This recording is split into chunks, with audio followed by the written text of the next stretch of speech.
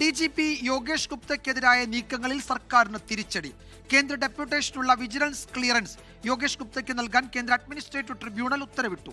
5 പ്രവൃത്തി ദിവസത്തിനകം clearance certificate കേന്ദ്രത്തിന് നൽകണം എന്നാണ് ഉത്തരവ്.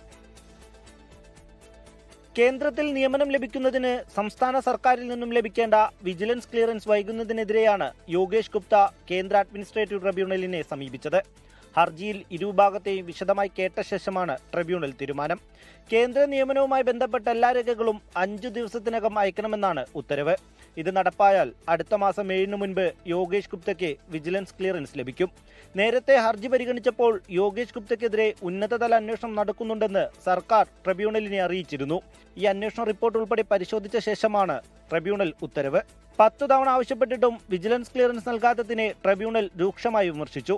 വിജിലൻസ് ക്ലിയറൻസ് ലഭിക്കാൻ നിരവധി തവണയാണ് യോഗേഷ് ഗുപ്ത സർക്കാരിനെ സമീപിച്ചത്.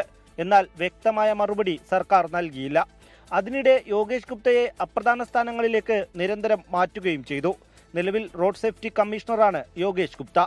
ബി അശോകിന് പിന്നാലെ യോഗേഷ് ഗുപ്തയ്ക്ക് അനുകൂലമായ തീരുമാനം കേന്ദ്ര അഡ്മിനിസ്ട്രേറ്റീവ് ട്രിബ്യൂണലിൽ നിന്ന് വന്നതോടെ ഇനിയുള്ള സർക്കാർ നീക്കങ്ങൾ നിർണായകമാണ്. ക്യാമറ പേഴ്സൺ അരുൺ നീണ്ടൂരിനൊപ്പം റാഫി കരീം, 24 കൊച്ചി.